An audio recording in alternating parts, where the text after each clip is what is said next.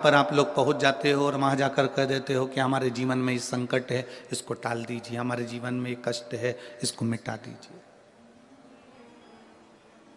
शिव महापुराण की कथा कहती है हमें किसी आडंबर की ओर, अंधविश्वास की ओर हमें नहीं जाना। ऐसा संसार में कोई नहीं जन्मा जिसके जीवन में दुख नहीं आया।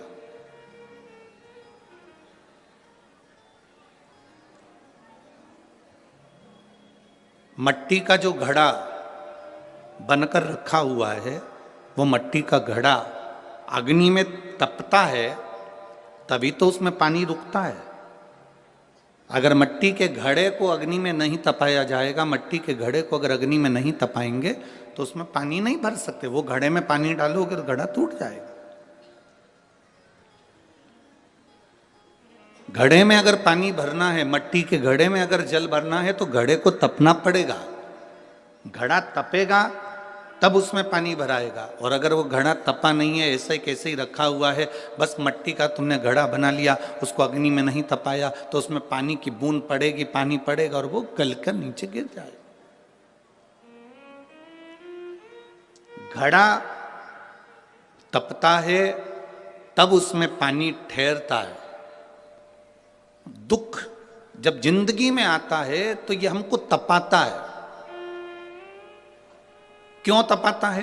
क्योंकि दुख हमको जो दिया जाता है वो हमें तपाने का काम करता है। और जब हम अच्छे से तप जाते हैं उसके बाद में जो सुख आता है तो हमारे इस मन में, बुद्धि में, चित्त में वो सुख टिक पाता है। नहीं तो अगर हम कच्चे घड़े होते तो सुख भी बिखर कर गिर जाता।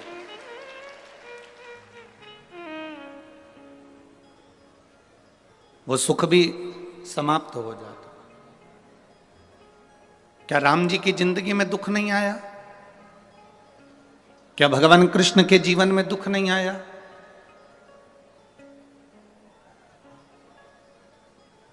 ऐसा कौन मृत्यु लोक में जन्मा, ऐसा संसार सागर में कौन जन्मा जिसके जीवन में दुख नहीं आया? परमात्मा के जीवन में भी दुख सम्मुख में आया।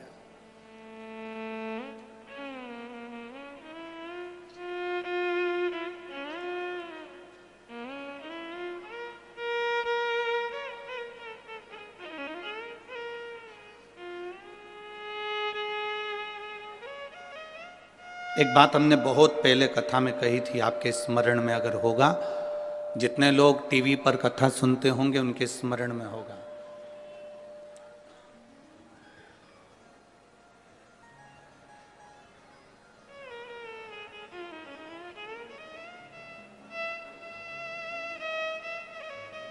कि ऐसा संसार में कोई नहीं जन्मा जिसको अपने कर्म का भोग भोगने को नहीं मिला। जो मृत्यु लोक में जन्मा है उसे अपने कर्म का भोग भोगना ही पड़ता है।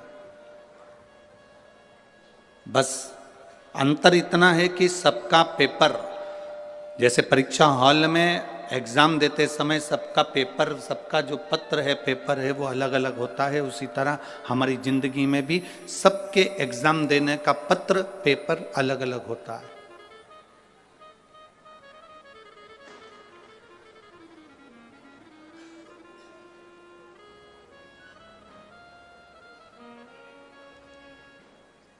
आप माता पिता की सुने ना सुने, आप गुरु की सुने ना सुने, आप भगवान को प्रणाम करें ना करें, आप मंदिर जाएं ना जाएं, आप सत्संग में जाएं ना जाएं, आप किसी गुरुवाणी को स्मरण करें ना करें, पर इतना जरूर याद रखना कि अपने कर्म का भोग मनुष्य को भोगना जरूर पड़ता। उसको कोई नहीं टाल सकता।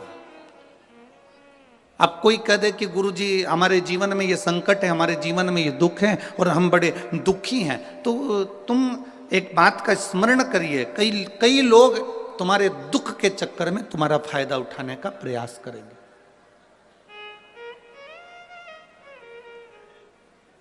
संसार के कई लोग ऐसे हैं जो तुम्हारे केवल दुख का फायदा उठाने का प्रयास करेंगे, पर ना, शिव महापुराण की कथा कहती है, अगर जिंदगी में समस्या है, राम जी के जीवन में दुख आया तो उन्होंने रामेश्वर धाम की स्थापना करी और भगवान शंकर की पूजन करके लंका पर चढ़ाई करी। भगवान कृष्ण की 16,108 रानियां थी, एक भी रानी से औलाद नहीं हुई भगवान कृष्ण के यहाँ। 16,108 रानी से जब संतान नहीं हुई तब भगवान कृष्ण ने गर्गाचार्य बाबा के कहने पर एक एक रानी के साथ बैठकर 11-11 दिन तक भगवान शंकर का अनुष्ठान किया। तब शिव जी ने प्रसन्न होकर, प्रकट होकर भगवान कृष्ण को वर दिया कि तुम्हारी एक एक रानी के साथ तुमने 11-11 दिन तक बैठकर भगवान शंकर की आराधना करी है, तो मैं तुम्हें वर प्रदान करता हूं कि तुम्हारी एक एक रानी से 11-11 संतान होगी।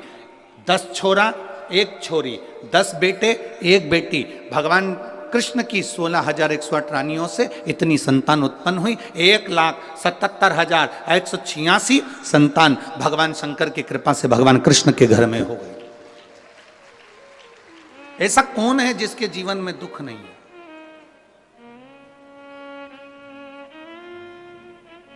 ऐसा कौन है जिसके जीवन में कभी तकलीफ नहीं आई?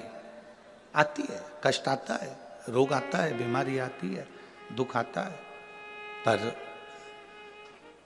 मैंने तेरे ही भरोसे बाबा, तेरे ही भरोसे हवा बिच उड़ती जावांगी, बाबा डोर हत्तो छड़ी में कटी जावांगी, भोले मैं तेरी बदन, शंभू मैं तेरी बदन, हवा बिच उड़ती जावांगी, बाबा डोर हत्तो छड़ी में घटी जावांगी।